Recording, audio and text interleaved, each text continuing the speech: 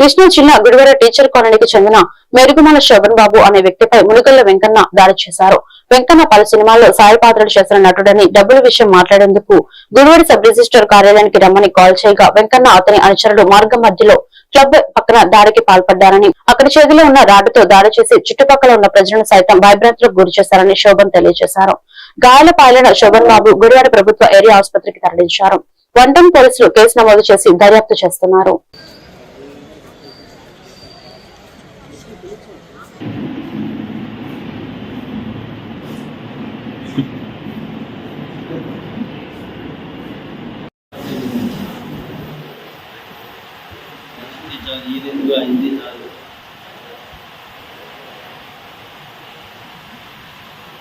పేరు శోభన్ బాబు, మాది teachers colony Gudivada. నేను రియల్ ఎస్టేట్ అండ్ కన్స్ట్రక్షన్ బిల్డర్ని. అయితే నేను 2012లో నా వ్యాపార అవసరాల నిమిత్తం ఒక 2 లక్షల రూపాయలు మునగల వెంకటేశ్వరరావు ఆయన దగ్గర తీసుకున్నాను.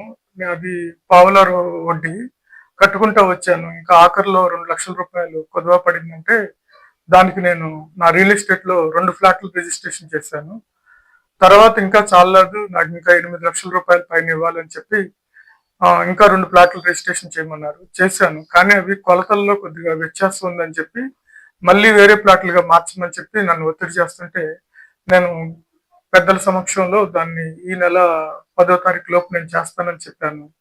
అతను ఈ రోజు రమ్మని రిజిస్టర్ ఆఫీస్ కాడికి రమ్మని చెప్పాడు. నేను వెళ్ళినప్పుడు ఇవాళ చేయాలి లేకపోతే కుదరదు అన్నాడు. సరే, నేను ఇంకా పెద్ద మనుషులను పెట్టి నేను దాన్ని సెటిల్ చేస్తాను అని చెప్పి వచ్చేస్తుండగా క్లబ్ రోడ్డు పక్కకు వచ్చేటప్పటికి తన వెనక భాగంలో ఇంకో బండి వేసుకుని వచ్చి ఒక రాడ్డుతో నా కుడి పక్కన దవడ మీద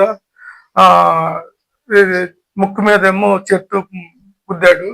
15-20 నిమిషాలు అటు ఇటు జనాలను ఆపేసి తన అనుచరులు మునగల వెంకన్న అని ఫైనాన్సరు, గుడివాడ పెద్ద ఫైనాన్సరు, ఆయన నా ఎంటపడి వాళ్ళ అనుచరులతో ఒక దాష్టికంగా నా మీద మారణ ఆయుధాలతో దాడి చేశారు.